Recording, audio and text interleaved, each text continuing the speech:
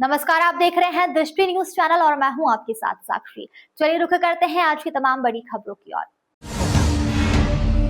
National highway के किनारे चौड़ीकरण का विवाद थमने का नाम नहीं ले रहा है। जिला पंचायत अध्यक्ष गीता रघुवंशी, उनके पति कैलाश रघुवंशी द्वारा आज एक प्रेस वार्ता के जरिए प्रोजेक्ट मैनेजर सिद्धार्थ सिंघई और एक बड़े नेता पर गंभीर आरोप लगाए गए हैं।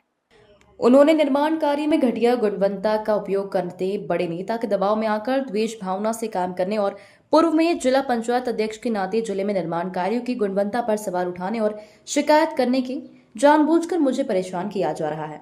कई नियमों की अनदेखी की गई है। वहीं उन्होंने यह आरोप भी लगाया कि रोड निर्माण के दौरान कई जगहों पर खुदाई की गई है, उसमें खनिज विभाग को करीब 36 करोड़ रुपए की रॉयल्टी मिलना थी, जो मात्र 2.5 से 3 करोड़ रुपए ही जमा की गई है।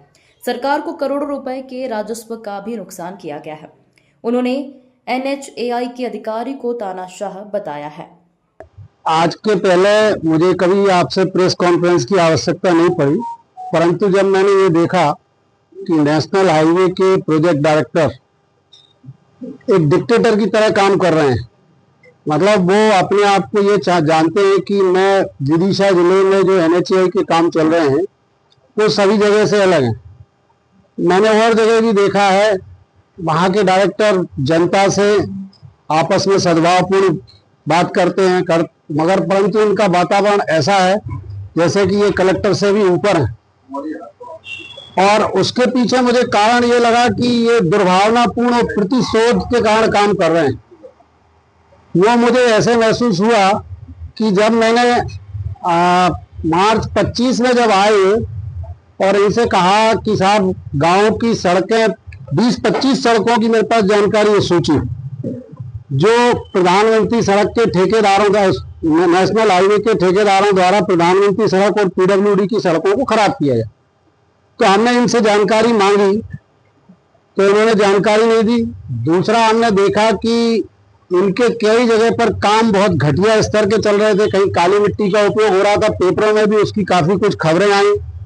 और जहां जहां से इनके द्वारा सामग्री उठाई जा रही थी उसकी कहीं पर टीपी थी, कहीं नहीं थी, कहीं पास था, कहीं नहीं था, इस तरह से ये काम कर रहे थे। तो इन्होंने कलेक्टर के माध्यम से एक सामान्य सा जन सूचना निकाली कि टेलीग्राफ एक्ट के अंतर्गत जो टावर आ रहे हैं उनको शिफ्ट करना है। अब टावर को शिफ्ट करना इसलिए जरूरी था क्योंकि जो दोनों तरफ टावर लगे हैं और जो हाईवे की सड़क बनने वाली है उसका और उसका क्लियरेंस बनने के पश्चात कम हो जाता। अभी इनका ये कहना कि उसकी वजह से कहीं पर रुकावट आ रही, तो ऐसा आप लोगों के किसी के संज्ञान में नहीं आया कि कोई रुकावट आई है। निरंतर इनका कार्य चल रहा है।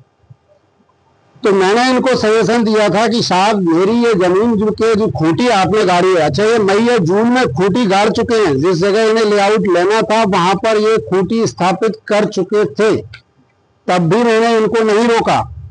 इनका ये कहना बार बार कि ये हमने बाधा पहुंचाई, कभी भी बाधा हमने इनको नहीं पहुंचाई है।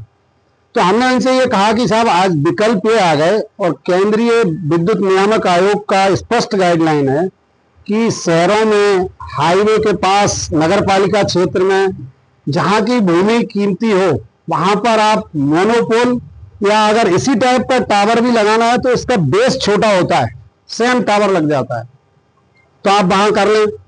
तो ये तब से झुलाते रहे, बोले ठीक है बारिश बंद हो जाएगी तब करते हैं। हम सभी जिन जिन गाँवों की सड़कें खराब हुई हैं उन गाँवों के सरपंचों से बाकायदा लिखित लेंगे और जिला पंचायत का जो अधिनियम है उसके तहत लोक हित के मामले में जिला पंचायत अध्यक्ष प्रस्ताव पास करके संबंधित के खिलाफ FIR दर्ज करा सकता हूँ, FIR दर्ज कराएंगे।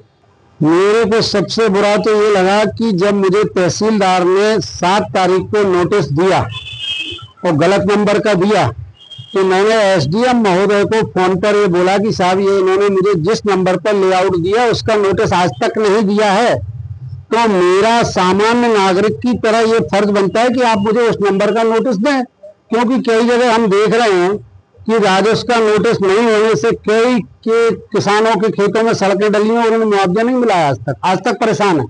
अगर राजस्व का नोटिस मेरे पास रहता तो मैं कल को क्लेम कर सकता हूँ ना।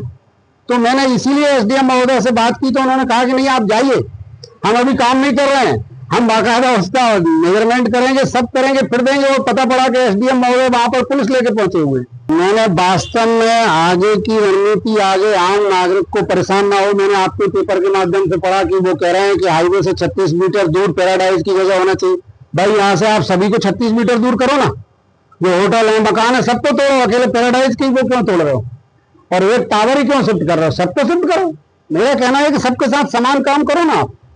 इसको लेके हम जनता के बीच जाएंगे, जनता से बोलेंगे कि जिनके साथ अन्याय हो रहा है वो हमारे साथ आए, और हम प्रशासन से और हमारे नेताओं से बात करेंगे। आंदोलन करेंगे, आंदोलन क्या जरूरत है? जब हमारी सरकार है, जब सरकार के पास हम जाएंगे, जब तो वो सुनेगी। आंदोलन धरना तो मैं एक व्यक्ति, किसी व्यक्ति एक दो के होने से सरकार नहीं हो जाती है।